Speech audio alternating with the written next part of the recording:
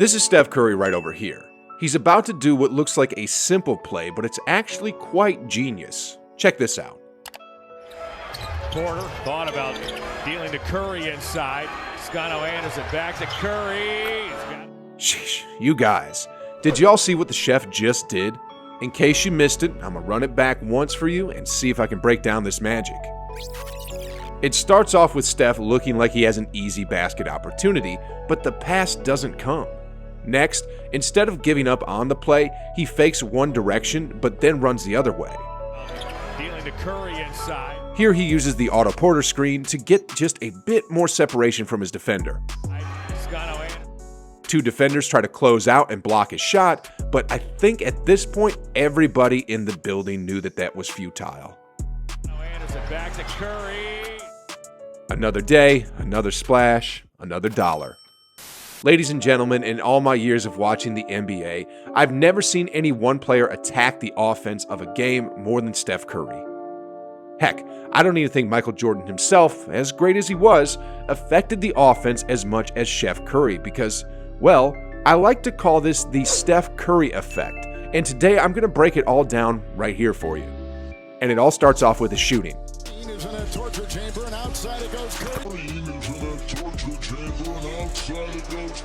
Currently this season, the average three-point shooting percentage around the league is at 34.3%. Looking at Steph's shooting splits, he's shooting anything from 24 to 29 feet out at about 41.6%. And if you drag that out to anywhere between 30 to 34 feet out, Steph is still shooting it better than the league average at 36.4%. Simply put, if teams only stick one defender on this man in games, 9 times out of 10, he'll shoot you out of the building, and this is where the Steph Curry effect starts. Next off, let's take a look at what happens when you double team Steph. Here Steph has the ball, but his defender Van Vliet is all over him. Drew Robinson, he had the one on Klay Thompson. Steph goes right, and because of his lethal shooting abilities, JTA's defender also sticks onto Steph, leaving JTA wide open. And as a result, Otto Porter's defender has to help. Eric Armstead. This leaves Otto Porter completely in the corner by himself. Look at him. He looks downright lonely over there. Lonely, I'm Mr. Lonely. Last time I checked, this dude shoots a career 40% from beyond the arc. I mean, his name is Automatic for a reason. Cal Holton, NBC Sports. And remember guys, this all started with the Steph Curry effect. And the thing is, even though double teaming him leads to an open man, you have to double him up because if you don't, something like this will happen. All of his teammates rave about what he has brought back to the picture as Curry. Christ. Steph can do that all day. I mean, he made over 100 three-point shots in a row in practice. Heck, if you guard him with just a one-man coverage all game like Blake just did, I'm sure Steph would be able to break Wilt's 100-point game record. Anyway, moving on here. Whenever Steph has the ball in his hands, in chess terminology, the opponent is already in check, which means they gotta do something to protect their king. And in this case, the king is the basket. Not many superstars command this type of attention. I mean, look at Westbrook, for example. In this case, Milwaukee's defender was waiting for Westbrook to make the first move. Giannis with 28 first-half points. That would never happen in Steph's case. In fact, if any defender was guarding Steph like that, he'd be benched immediately. Anyhow, let's move on and take a look at another example. Here's Steph bringing the ball up the court.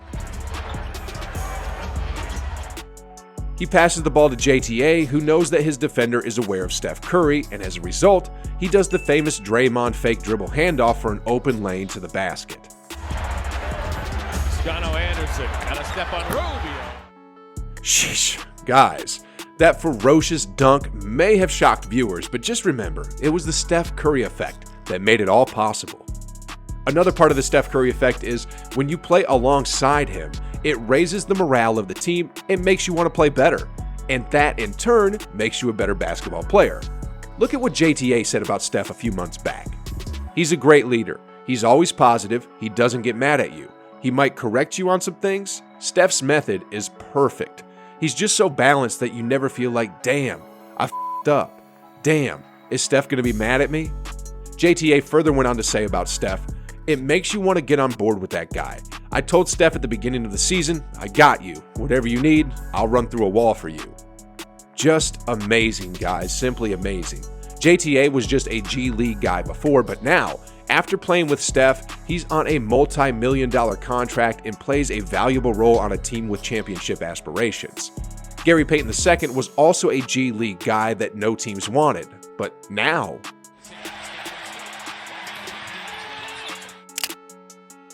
he's been working hard all his life along with JTA, but after playing with the Steph Curry Effect, he's been on highlight after highlight after highlight and has the whole NBA's attention now.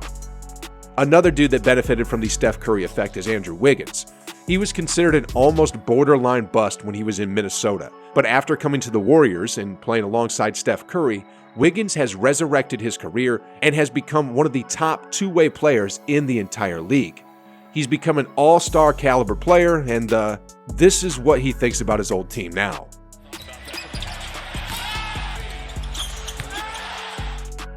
Sheesh. Guys, this is the Steph Curry Effect.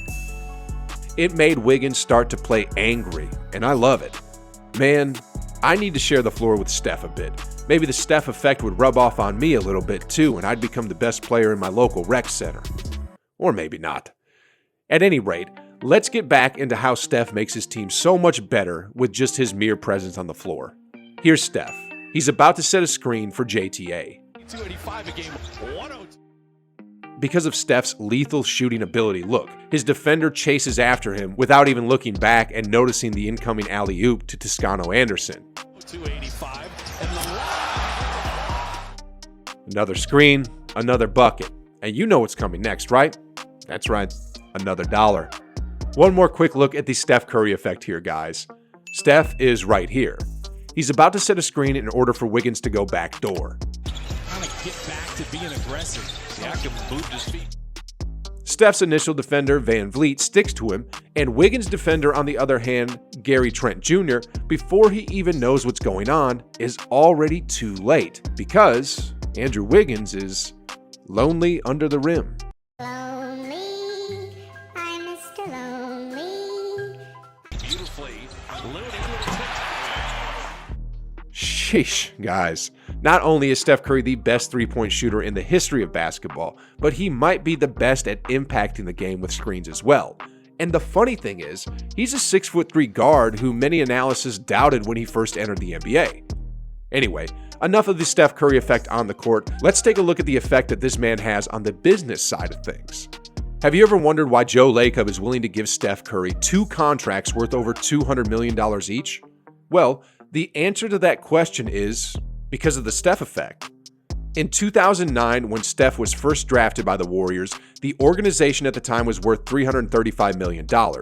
Then in 2012, when the term Splash Brothers was coined, the Warriors' net worth grew to $450 million. Then when they won their first championship in 2015, the Warriors were worth $1.3 billion. And then now, $4.7 billion. Lacob first bought the organization in 2010 for about $450 million. In the next 10 years, the Steph Curry effect pretty much grew his business by tenfold. Most importantly, though, what else did the Steph Curry effect lead to? Well, in the last year during the pandemic, it led to over 16 million meals being provided to children and families that were struggling in Oakland.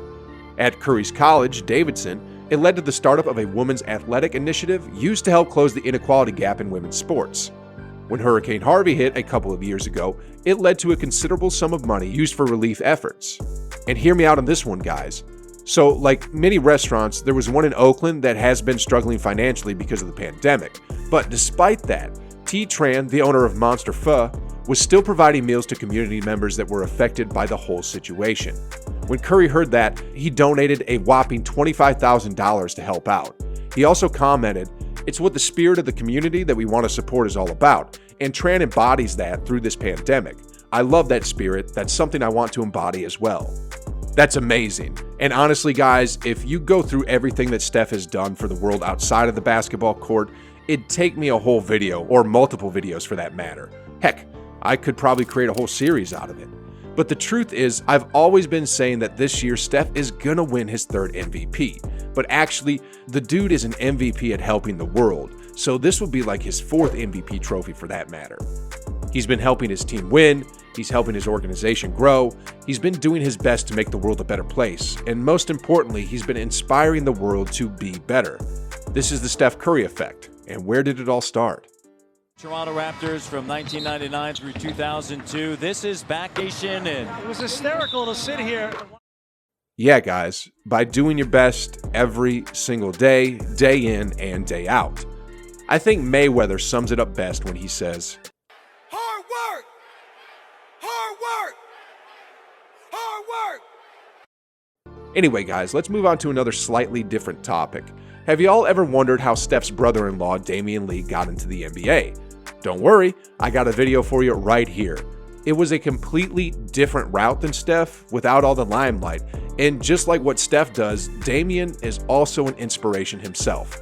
Anyway, I'm not going to ruin it for you here. Just click the video, watch it, and like always, I'll be on the other side.